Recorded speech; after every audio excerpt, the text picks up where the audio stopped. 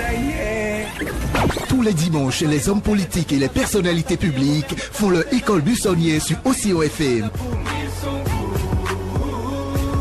Ils délaissent le costume officiel et le langage diplomatique pour s'ouvrir à cœur ouvert aux questions de Serge Novillon. Océan côté jardin et discussion buissonnière. Océan côté jardin et discussion buissonnière. Bon, vous êtes prêt, monsieur? Si, mais écoutez, pour Oui. l'interview, Oui. j'aimerais qu'on ne parle pas de cette fraude. Vous avez déjà fraudé? Si, mais je ne veux pas qu'on en parle. D'accord.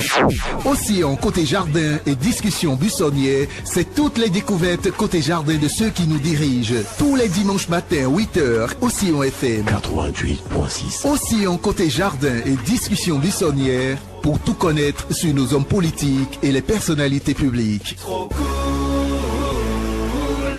Eh bien voilà, la personnalité là que nous avons invité ce matin pour mieux le connaître, c'est Monsieur Albert Tevoidre, il est médiateur de la République et il va dire bonjour aux auditeurs d'abord, bonjour. Bonjour mes amis, chers compatriotes. Comment allez-vous, médiateur? Le médiateur va bien. Il va- Albert Tevoidre aussi. D'accord. Et nous allons démarrer cette émission. On va vous laisser le temps de vous présenter parce que les Béninois vous ont souvent vu à la télé depuis des années, ministre, député, médiateur de la République, beaucoup de postes occupés. Ils veulent mieux vous connaître. Si on vous demandait de vous présenter vous-même. Eh bien, je suis un enfant ordinaire du Dahomey, né à Porto Novo le 10 novembre 1929, ce qui veut dire bientôt 84 ans. Le Seigneur m'a gardé en bonne santé. Je travaille, j'ai une famille, j'ai de petits-enfants. Je suis intéressé par des sujets de société à la fois au niveau national et au niveau international. Et puis bon, j'attends l'heure du Seigneur. D'accord. Et Monsieur Albert Tevoidre a commencé l'école à quel niveau? C'était quand ça et où? J'ai eu beaucoup de chance que mon père était catéchiste. Et par conséquent, catéchiste, ça va avec apprendre. On apprend le catéchisme, on apprend l'école. Catéchiste protestant, catholique, imam, c'est des endroits où on reçoit beaucoup d'enfants pour les éduquer. Et donc j'ai commencé l'école à 5-6 ans. N'est-ce pas? Et à Porto Novo, à l'école Saint-Joseph, j'avais des maîtres assez sévères, mais vigilants et aimant leurs enfants, leurs élèves.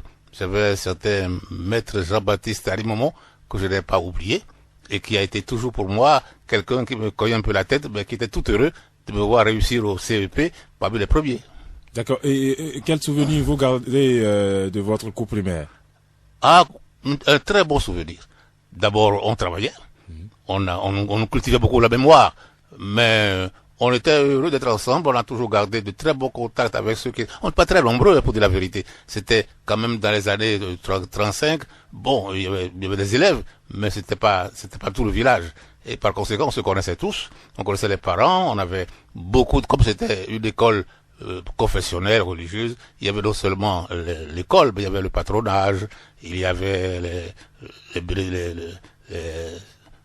les soirées avec le chant et tout le reste. Oui. Et par conséquent, on se connaissait beaucoup mieux du point de vue familial. D'accord. Donc après le CEP, vous êtes allé en Là, sixième. c'est différent. Comme j'étais dans une école missionnaire, que je voyais les prêtres agir et tout, j'ai été contaminé, guillemets, par ce milieu. Et par conséquent, je souhaitais, n'est-ce pas, rentrer au séminaire. Et donc, j'ai eu un bon directeur spirituel, le Père Guérin, qui m'a observé, qui a trouvé que je pouvais le faire. Bon, d'accord, je suis allé au séminaire à 12 ans, enfin, en 1942. J'étais très content de pouvoir le faire. Et puis après, j'ai changé. Bon, c'est des choses qui arrivent. D'accord. Donc vous êtes allé au séminaire À Ouida, au séminaire Senghal.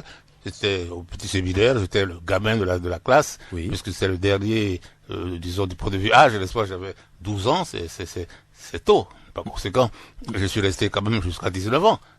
Ça m'a fait une formation très particulière. Et après 19 ans? Je suis retourné à la maison, je suis allé à Dakar au lycée Van Vollenhoven, j'ai été au baccalauréat, j'ai fait la série C, et j'ai été reçu bachelier, et puis j'ai continué l'université par l'histoire, etc. D'accord. Est-ce à dire, vu votre parcours scolaire, est-ce à dire que vous aviez eu des parents aisés en ce moment? Oh non, aisé, c'était pas aisé, non, mais disons vigilant, ambitieux pour moi, et qui avait la chance que du côté des missionnaires, comme du côté des bourses à l'époque. C'était pas comme aujourd'hui, quand vous étiez au certificat. Surtout qu'on était bien formé, qu'on écrivait bien, qu'on avait vraiment une formation qui permettait aux Dahoméens de l'époque d'aller facilement dans les cours secondaires ou dans les cours fédéraux, dans les cours fédéraux de Dakar, de Rufisque et autres. Oui. Donc on avait pas mal de bourses. Donc j'ai bénéficié des circonstances de l'époque. Les missionnaires d'un côté pour le primaire, leur appui pour avoir une bourse de l'État, et par conséquent je suis allé à Dakar au lycée Van avec une bourse, n'est-ce pas, du Dahomey de l'époque. Et une enfance turbulente ou pas? Turbulente, non, pas de la vérité. Disons joyeuse, oui, gai, disons espiègle parfois, d'accord, mais comme j'étais destiné à aller dans des milieux, disons, encadrés comme les milieux religieux, séminaires et autres, on ne pouvait pas être turbulent vraiment. D'accord. Et si on vous demandait de nous parler de Dieu, l'Église et vous? Ah ça, vous venez à un moment où je ne pense qu'à ça. Voyez-vous, quand on a 84 ans, oui, on réfléchit à ce qu'on a fait, à ce qu'on peut encore faire, et on se prépare à une autre vie. Et par conséquent, je ne vous surprendrai pas en disant que c'est un peu ma préoccupation essentielle aujourd'hui. Je peux vous dire, c'est peut-être une révélation, mais c'est pas une révélation vraiment. Oui. Dans 170 jours, je ne serai plus médiateur de la République. Dans 170 jours. Ben voilà. C'est une primeur sur Océan FM. Voilà, je lâche la chose. Oui. N'est-ce pas? Pour dire que 170 jours, ça fait quelle date exactement? Ça fait le 30 septembre. Le 30 septembre, vous ne serez plus médiateur de la République. Voilà. D'accord. Et par conséquent, je ferai quoi? C'est que j'ai tout un programme de vie, n'est-ce pas, qui m'attend. J'ai un parcours, j'ai un certain nombre de préoccupations qui me tenaillent, n'est-ce pas, dans le cœur et dans le ventre. Oui. Et par conséquent, je vais m'occuper de cela sous le regard de Dieu. Ben, vous voyez, médiateur, je suis heureux ce matin parce que là, j'ai un grand homme qui ne s'est jamais déplacé au niveau de sa radio et qui est venu spécialement pour ça. C'est une surprise. Monsieur Charles Toko. Vous apportez une nouvelle. Ça, vous êtes prêt à faire comme le pape, comme vous l'avez dit. Et c'est ce que je ferai dans 170 jours. Non, c'est trop loin. 170 jours. C'est quoi? Je vous dis, moi je ne fais rien d'inorganisé. Jamais. J'organise ce que je fais. Je me suis organisé pour quitter mes fonctions 1 an avant la fin de mon mandat. Et j'ai choisi la date du 30 septembre pour des raisons très précises, parce que j'ai des responsabilités. On ne parle pas comme ça. Oui, mais c'est un plaisir parce que Monsieur Charles Toko, quand il a appris que vous seriez là, il a dit. Non, mais il m'a provoqué. Non, je viendrai. Il m'a provoqué, ben je crois. D'accord. mais Monsieur le médiateur, donc oui, on parlait un peu de votre enfance, de Dieu, de vous-même, de l'Église, et vous nous avez donné en primeur que dans 150 et quelques jours. Dans 170 jours. 170 jours, vous ne serez plus médiateur. Ça fait moins de 6 mois, hein. Moins de 6 mois. Voilà. D'accord. Et comment c'est arrivé ce choix? Ça s'organise. Ça s'organise. Ça s'organise. Donc j'ai choisi la date du 23 mai prochain. Oui. Où j'ai une occasion particulière qui n'est pas donnée à tout le monde. Oui. Parce que parfois la chance vous tire une aiguille d'une boîte de foin. Oui. Donc des amis qui me connaissaient depuis quelque temps comme Toko ont proposé mon nom pour être l'un des détenteurs du passeport universel. Ah. Alors, je ne sais pas trop ce que c'était, oui, mais c'est devenu une affaire très très très sérieuse. Ah. Et par conséquent, le 23 mai, je serai à l'UNESCO avec quelques personnalités, dont malheureusement ne sera plus Monsieur Stéphane Hessel, qui est mort il y a quelques semaines, oui, et qui était aussi désigné pour être l'un des détenteurs du passeport de citoyen universel. Et cette occasion-là, ça nous permet précisément de revenir à la Déclaration universelle des droits de l'homme. D'accord. Moi, j'ignorais totalement que cette déclaration prévoyait 2 articles. Que tout citoyen, tout homme, n'est-ce pas, peut aller n'importe où, s'installer et quitter, revenir chez lui sans être inquiété. Or, regardez aujourd'hui la question des migrations, la question de tous les Sénégalais, de tous les Algériens, de tous les Libyens, etc. C'est un problème majeur. Alors, c'est une occasion donnée à un Béninois, un petit Béninois venant de la Boussa-Brou d'Adjati. Ah non, pas un petit, un grand pour nous. D'être reconnu, oui, parmi les 100 personnalités qui seront titulaires de ce passeport. Alors, j'ai choisi cette date pour sortir un document. C'est ce que je voulais vous dire. Pour dire pourquoi je vais changer de route. D'accord. Qu'est-ce qui ne va pas dans mon Afrique, dans mon pays, dans le monde. Et donc, j'ai choisi de sortir un document très bref. Déjà, m'ont demandé hier, il faut des mémoires. Non, les mémoires de 200, 300, 500 pages, personne ne les lit. Oui. Ça ne sert à rien. Non, ça sert. Mais moi, j'ai pensé qu'il était bon de sortir une sorte d'adresse, de manifeste testamentaire, qui disent aux gens les raisons pour lesquelles, où je suis désespéré, quels sont les endroits où j'ai de l'espoir, qu'est-ce qui me porte, qu'est-ce qui est possible, n'est-ce pas? Et il faut retourner à des valeurs d'éternité. Vous avez dit tout à l'heure, monsieur le président, monsieur le médiateur, madame là, ça ne signifie rien. Allez, d'accord. Allez-y. Monsieur Charles Tokor. Il faut le chasser de Oui. Je vais parler au Béninois. Désormais, c'est moi le PDG du groupe de presse Le Matinal, donc. Okay. Allez, chasser de studio. Je vais parler au Béninois. À tout à l'heure. Merci, à bientôt. Mais c'était juste une petite parenthèse. C'est une parenthèse que les auditeurs nous excusent de cette parenthèse. Oui. Donc, on parlait, vous serez parmi les 100 citoyens de ce monde à recevoir le passeport, ce passeport-là. Et ça vous fait quoi en tant que Béninois? Ça me rend humble pour dire que d'autres Béninois, africains, auraient pu sortir aussi du sac. Parce que c'était vraiment une occasion à laquelle je m'attendais pas du tout. Mais qui me donne une chance de réfléchir sur moi-même. De dire que je viens d'une famille pauvre, d'un pays lointain, d'un pays qui n'est pas le plus connu du monde, n'est-ce pas, et qui ainsi est appelé à donner un exemple de reconnaissance d'une valeur que tout citoyen, que tout soldat qui va à la guerre, soldat inconnu, doit être respecté, doit avoir une dignité. Alors j'en ai profité pour sortir un document que je vais demander à tous les Béninois d'avoir l'occasion de pénétrer. D'abord, ça me permet de me lever à un niveau de plus de responsabilité vis-à-vis des frères. Car le citoyen universel, c'est le frère universel. Et ça veut dire aussi l'occasion de dire quels sont les sujets qui aujourd'hui me tenaillent. Alors j'en ai choisi 3. Et c'est ces 3 sujets-là que je vais développer et sur lesquels je vais obliger la communauté internationale à agir. C'est une occasion qui est donnée à quelqu'un comme moi, obscur, de pouvoir donner quand même un message important. Le premier, c'est la famille. Ouais, tout à l'heure on a parlé de politique, tout ça, mais à la fin de votre vie, qu'est-ce qui vous reste? La famille. C'est votre famille. Mais encore faut-il que la famille existe. On va profiter pour dire, vous êtes marié? Bien sûr, marié, 3 enfants, 3 petits-enfants, etc. Mais le problème pour moi, je suis marié depuis 60 ans. Oh. Le 8 septembre prochain, si j'ai choisi la date du 30 septembre, j'ai mes raisons. C'est pas loin. D'accord, le médiateur de la République tient à porter témoignage de 60 ans de mariage. Et que le mariage est une grande richesse. Et que les Africains ont dans le monde une responsabilité de promouvoir et de protéger la famille, berceau de la civilisation. Et que ce qui se passe aujourd'hui dans le monde, et où la famille est déstructurée, et où il y a des occasions, n'est-ce pas, de dégrader, de dévaloriser la famille, c'est très grave.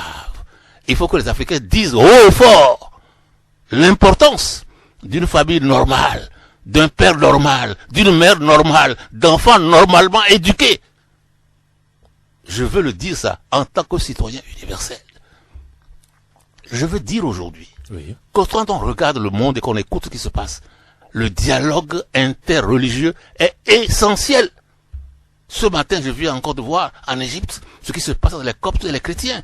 Vous voyez ce qui se passe, n'est-ce pas, au Mali aujourd'hui. Vous voyez ce qui se passe avec Boko Haram. Mais quelle est la situation que nous allons vivre s'il n'y a pas, n'est-ce pas, une révolution intérieure pour que le dialogue islamo-chrétien, par exemple, le dialogue interreligieux avec les bouddhistes et autres là-bas, n'est-ce pas, devienne une préoccupation de nous-mêmes. Et ça, c'est important que déjà, actuellement, des Africains, des Européens, des Américains et d'autres réfléchissent à ce que on ne se lance plus des croisades dans ce monde d'aujourd'hui et qu'on fasse en sorte que le dialogue nous permette d'avoir des causes communes et nous engager en commun pour sauver la famille, par exemple. Les chrétiens tout seuls ne pourront pas, avec la situation sociale qui prévaut en Europe, aux États-Unis et ailleurs, défendre la famille comme les Africains ou les musulmans le défendraient. Si on est ensemble, regardez ce qu'on peut faire. Alors, ce sont là des sujets bien plus importants que nos lépiers qu'on sort, et je suis très heureux d'avoir encore un peu de temps pour m'occuper de sujets de société qui me paraissent beaucoup plus importants que nos petites affaires à nous-mêmes. Alors, c'est l'occasion pour moi, en tant que citoyen universel, de poser les questions de civilisation fondamentale. Et donc, j'ai la chance que, à partir du mois d'octobre, dans le cadre de mes nouveaux engagements spirituels ou religieux, j'aurai la possibilité de réfléchir avec des groupes particuliers à ces problèmes-là. C'est une grande chance. Et c'est ça que je veux dire. Je veux dire dans ce document qui s'appelle « Par-delà toute frontière », n'est-ce pas, donner une possibilité à des jeunes de revoir leur vie, de revoir leurs orientations, de se rappeler que Césaire nous avait déjà averti. Le malheur de ce peuple, n'est-ce pas, c'est son goût de la facilité, son refus de l'endurance. Il faut que nous ayons de temps en temps l'occasion de nous interroger sur nous-mêmes, de nous inquiéter sur nous-mêmes.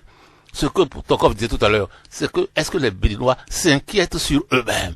Est-ce que, lorsque je vois les problèmes qui se posent, des concours falsifiés, des élections falsifiées, n'est-ce pas, la fausseté partout, n'est-ce pas, que quelqu'un qui a 0 faute, on le déclasse pour mettre quelqu'un qui a 10 fautes. Ça ne va pas, non? C'est des problèmes majeurs que si les enfants mentent à leurs parents, que les parents mentent à leurs enfants, et qu'une société se fonde sur le mensonge déjà familial, déjà scolaire, déjà d'entreprise, c'est grave. Et donc il faut arriver à ce que, comme de temps en temps, nous nous interrogions, on ne sera jamais des saints du jour au lendemain. Mais tout de même, il faut qu'on puisse progresser également moralement. C'est important. Sans cela, où est-ce que nous irions? Quels sont les pays aujourd'hui qui sont développés sans travail? Nous avons un pays ou des pays où on veut à tout avoir, beaucoup d'argent, sans rien travailler, sans travailler. On veut tout faire facilement. On veut tout voler, on veut déifier l'argent en le détournant. Ça ne va pas. Mais si nous revenons à la famille, professeur, ou médiateur, ministre, député, et dites-nous, quel est votre secret? 60 ans de mariage, pour que la jeunesse qui nous écoute aujourd'hui puisse prendre exemple. Quel a été... Je n'ai jamais été un homme qui aime donner des exemples, de dire, c'est moi. J'ai horreur de ça. Oui. On m'a appris que le moi est haïssable. Mais j'ai tout fait, depuis mes parents, que j'ai observé, pour éviter que ma famille éclate. Comme tout le monde, toute famille a des difficultés. J'ai eu les miennes. Ça aurait pu tourner mal. Mais il y a 2 choses que j'ai toujours voulu, n'est-ce pas? C'est préserver l'unité de la famille. Tu dois faire, le père, la mère, les enfants, chacun doit avoir une dose d'humilité et d'écoute. Et par conséquent, lorsque je suis en famille, j'aime 2 mots qui m'ont toujours réussi. Je l'ai déjà dit une fois à la télévision, à la radio, merci et pardon.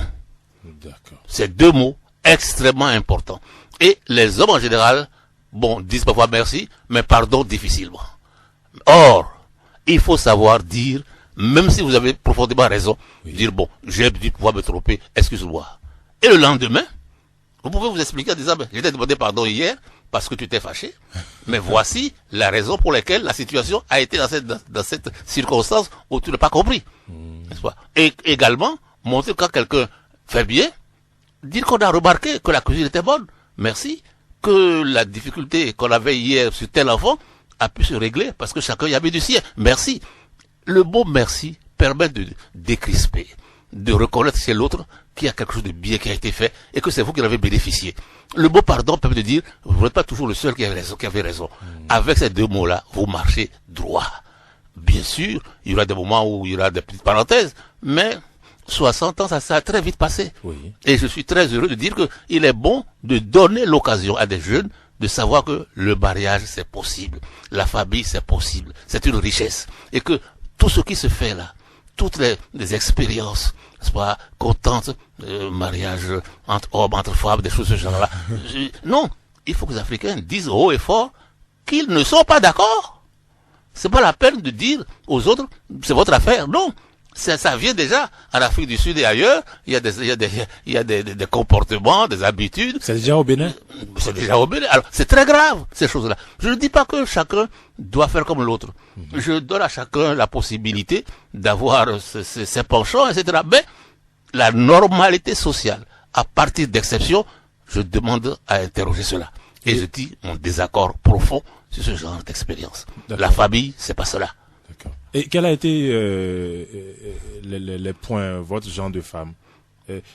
Par exemple, si un jeune doit choisir une femme aujourd'hui, qu'est-ce qu'il regarde? Écoutez, l'amour est aveugle. L'amour a certainement des sources qui sont pas seulement rationnelles, c'est aussi des sources d'attraction profonde et d'assurance qu'on peut marcher toute la vie, n'est-ce pas, avec une expérience que l'on tente. Et souvent, quand les gens viennent à 20 ans vous dire, je dis fais attention, est-ce que à 50 ans, tu diras la même chose de cette personne-là? Donc il faut réfléchir à savoir exactement ce que tu veux. Mais quand tu as décidé, également, tu t'organises pour que ta décision te tienne, te porte.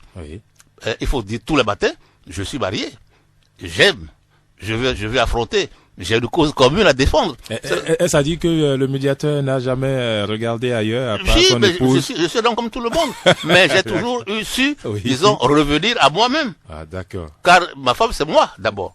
Alors si tu t'extrapoles, tu sors de toi et que tu ne te retrouves plus, tu es égaré, c'est l'égarement. Donc, il faut très vite revenir, n'est-ce pas, à la foi et à la raison. Dieu nous a donné deux choses très importantes. C'est d'abord la bonne santé, nous remercier.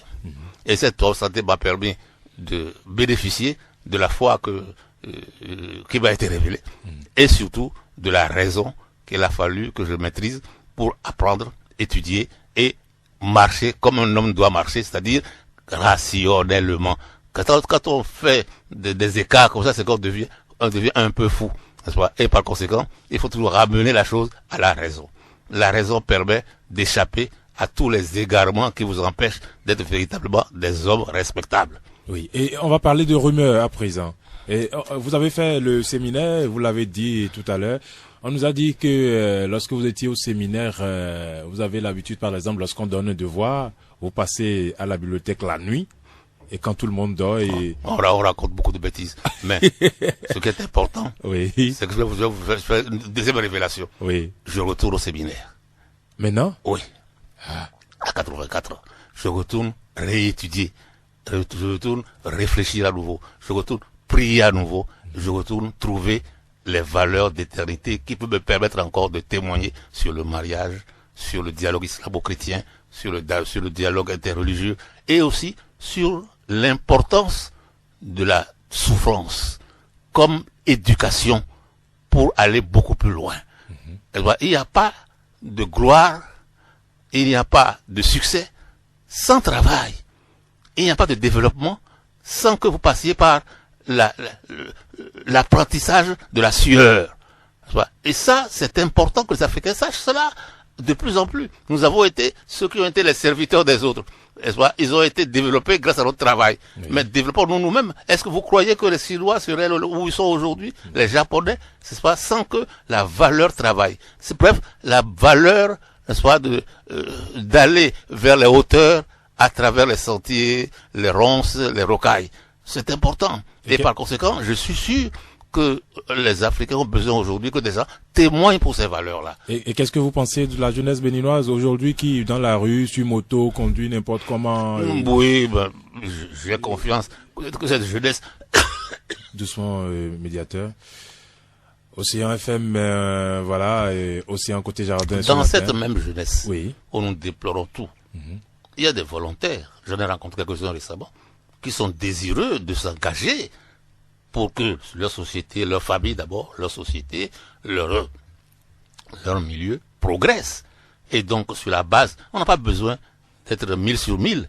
On peut être 20 sur 1000 et être quand même les exemples de ceux qui réussissent à force de travail, à force d'endurance, à montrer aux autres le meilleur chemin. Donc, pour moi, je n'ai pas de crainte que dans ce Dahomey, dans ce Bénin, il y a encore des jeunes qui sont en capacité d'être de véritables exemples de développement. D'accord. Et comment on appelle ça est-ce que vous allez permettre quand même à la jeunesse de bénéficier de vous, du genre, lorsque vous allez prendre du recul? Absolument. Que vous organisez. C'est pourquoi je suis sûr que à partir des propositions que je vais faire, Oui. n'est-ce pas, des sujets très sérieux qui concernent l'avenir des jeunes pourront être repris dans un cadre moins politicien. Je pense que il fallait que je fasse de la politique. C'était nécessaire. Et il faut que des gens... Comment c'est arrivé? Mais parce que vous êtes responsable d'une solidarité générale. D'abord, je suis africain. Nous venons de très loin. Oui. N'est-ce pas? On nous déniait même le droit d'avoir une âme. Il a fallu défendre l'homme universel en nous. Première chose. Donc, il fallait faire de la politique. Politique de décolonisation. Politique de respect de l'homme. Il fallait faire de la politique pour que nous aussi nous soyons responsables. Nkrumah disait un peuple qui n'est pas gouverné par ses fils est informe et absurde. Il fallait donc tout faire pour montrer que nous étions capables aussi d'exister comme espace politique, Oui. pouvoir gouverner un pays. Bon, nous avons fait des échecs. On a eu, mais on n'est pas les seuls au monde. N'est-ce pas? Pour aujourd'hui, je vois le Bénin, me dit, le Bénin aujourd'hui a tout ce qu'il faut pour marcher droit. Les institutions existent. Une constitution existe. Des écoles existent. Donc, il n'est pas nécessaire que les mêmes aillent encore faire les institutions. Faisons les bonnes élections. Nous aurons les bons dirigeants, c'est de bons programmes. Mais si nous voulons tricher, si nous voulons faire du faux tout le temps à l'école, dans les entreprises, dans les concours, dans les élections, nous n'irons pas loin. Les autres qui avancent sont des gens qui sont sérieux lorsqu'ils prennent des engagements. Donc, les structures d'engagement sont là. Mais ce qu'il faut aussi, c'est faire que l'homme qui doit utiliser ces institutions soit bon. Il s'élève, tout va bien. Il continue à dégringoler, tout va mal. Donc il faut s'intéresser à l'homme, s'intéresser à son éducation, s'intéresser à tout ce qui peut le rendre véritablement fraternel et solidaire, à ce qui peut le rendre fort face à l'adversité. Ça, c'est important. Le reste, nous avons déjà des cadres et puis les choses avancent. Il y a la défense des droits, il y a un certain nombre d'instruments qui sont à notre disposition. On n'a pas besoin de les inventer. D'autant plus que, comme vous dites, les hommes, c'est quoi? C'est 70 ans, 80 ans, c'est même pas 30 000 jours. Et par conséquent, ça va très vite, tout ça. N'est-ce pas? Précaire et révocable. Allons vers les choses qui permettent à la société, en tant que trame, de tenir. Ce que je crains de plus en plus, à cause de tout ce qui nous agresse là, mariage et tout ça, c'est de dire, ben, qu'est-ce que les Africains préparent pour leur avenir social, pour leur civilisation? Nous qui imitons, continuons d'imiter tous les jours. Alors qu'il faut quand même inventer une vie de dignité qui permette aussi aux autres, parce que ce qui se passe là, vous savez, c'est un poète Horace qui disait, n'est-ce pas, aux mortels effrontés, rien ne semble impossible. Notre orgueil insensé s'attaque au ciel lui-même. Notre perversité empêche Jupiter de laisser reposer ses foudres irritées. Eh bien, ce qui se fait contre la nature est toujours dommageable. On a vu la vache folle. Voilà un animal que Dieu a fait ruminant, des herbes. On a voulu donner de la viande, elle est devenue folle. Elle est devenue folle. Mais les hommes que vous voulez mettre ensemble pour éduquer des enfants qui ne sont pas les leurs, quelle civilisation vous préparez? Or, il faut que nous, les Africains aussi, nous entrions dans cette bagarre de civilisation et que nous disions, nous qui sommes proches de la nature là, nous vous disons, nous préférons une famille normale, un enfant né d'un homme et d'une femme qui a une famille et qui sait à quoi se raccrocher, plutôt que des gens qui seront des égarés perpétuels. D'accord. Et le médiateur écoute-t-il la musique? Oui, toutes les musiques qui sont... La musique béninoise, vous écoutez quoi souvent? Béninoise, congolaise, n'est-ce pas, High Life, c'est dans notre jeunesse à nous, c'était ce que nous savions, n'est-ce pas? Est-ce que les jeunes au Bénin font en ce moment? De temps en temps, j'écoute et quand je les vois se trémousser, pourvu que ça ne me déplaise pas trop, que ce n'est pas trop fort, je suis très heureux. Allez-y. Vous allez, comment on appelle ça, vous sortez, vous allez toujours faire des fêtes? Non, je ne peux plus. Je ne peux faire ça, non, je me couche à 21h, je suis dans mon lit, je lis et puis je m'endors. Je me réveille très tôt le matin. À part Dieu, le secret pour que vous soyez toujours en forme à 84 ans, à part Dieu? C'est le sommeil. Le sommeil. Il faut dormir, il faut laisser, n'est-ce pas, la machine, l'ordinateur, n'est-ce pas, se reposer, remettre, n'est-ce pas, les choses en place, et pour que vous puissiez être capable. Et pour dormir, vous voyez, il y a une chose importante. Oui, oui. Il ne faut pas avoir de haine au cœur. D'accord. N'est-ce pas? Une chose que je peux vous dire, j'ai des adversaires politiques. Oui. J'ai des différents, j'ai des arguments différents, mais je n'ai pas de haine. Et je fais tout pour que Dieu m'enlève du cœur, n'est-ce pas, la tentation de la haine. Parce qu'avec la haine, vous ne dormez pas. Avec l'amour, vous dormez toujours.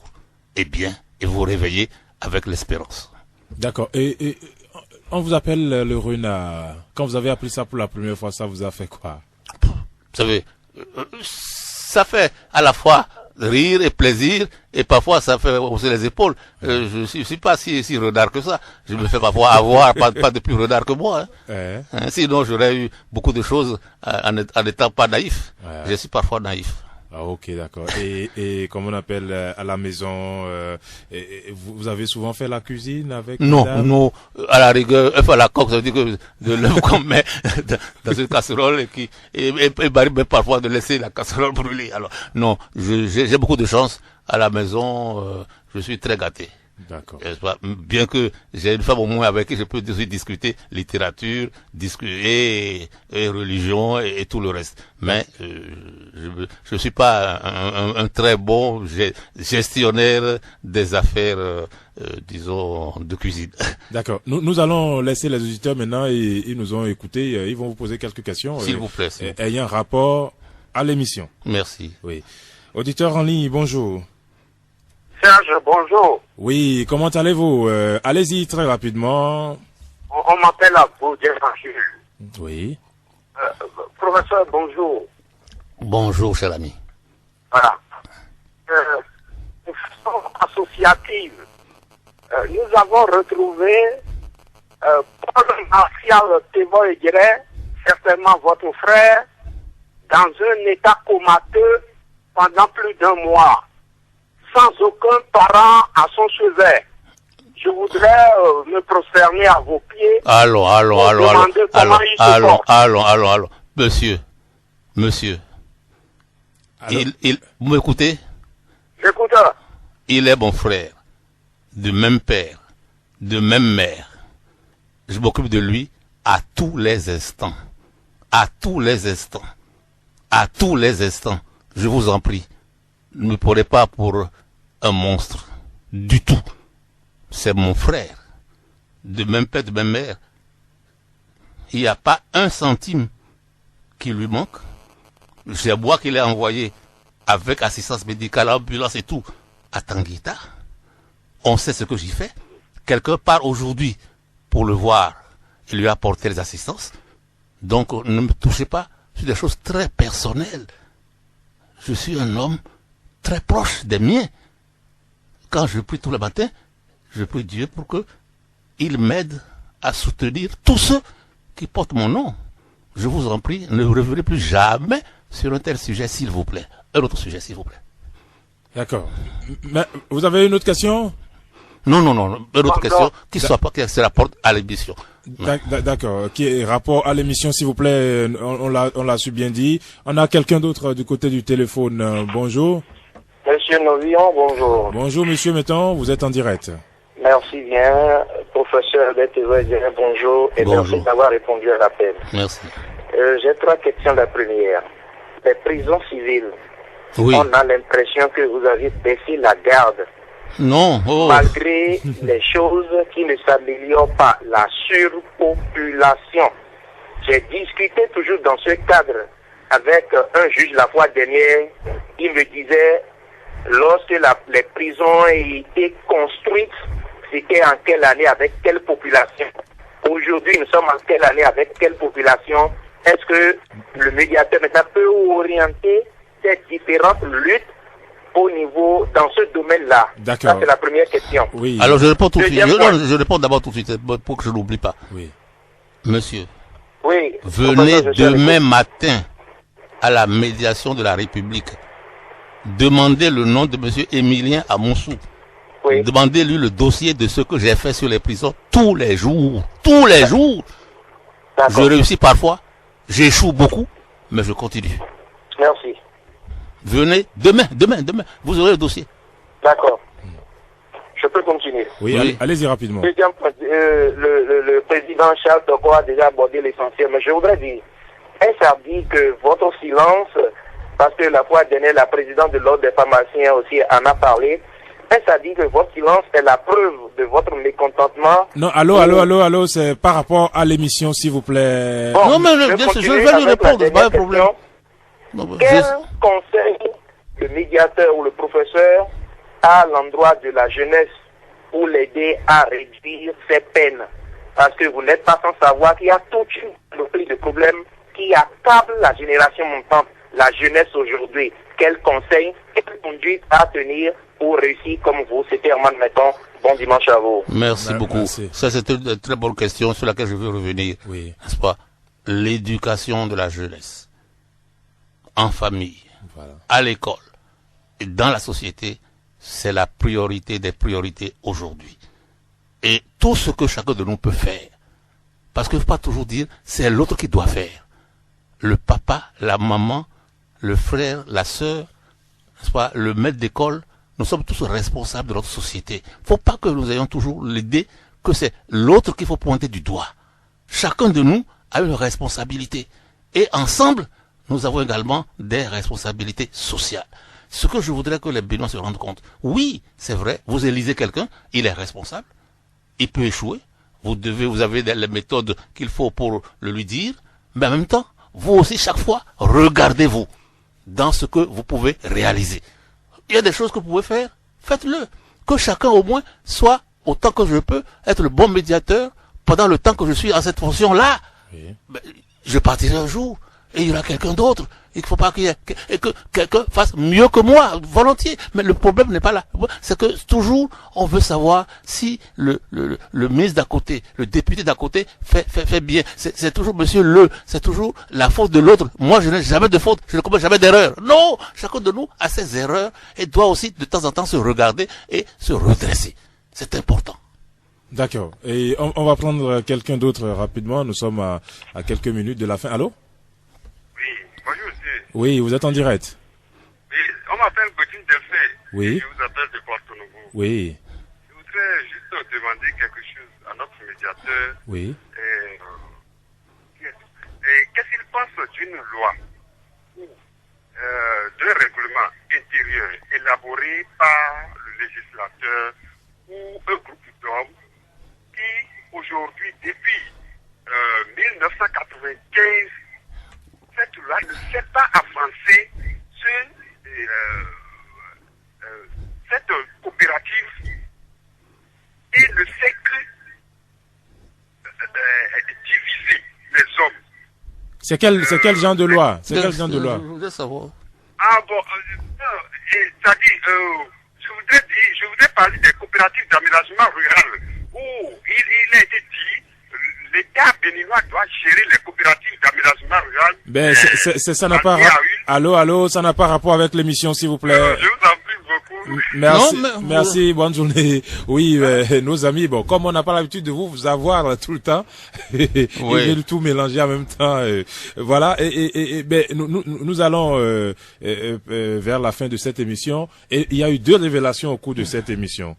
La première, c'est que Dans 170 jours, oui, vous aurez un nouveau médiateur de la République.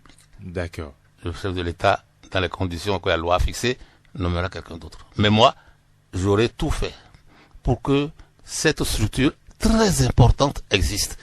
Ce n'est pas pour que moi j'y reste tout le temps. C'est pour que le pays ait un défenseur des citoyens.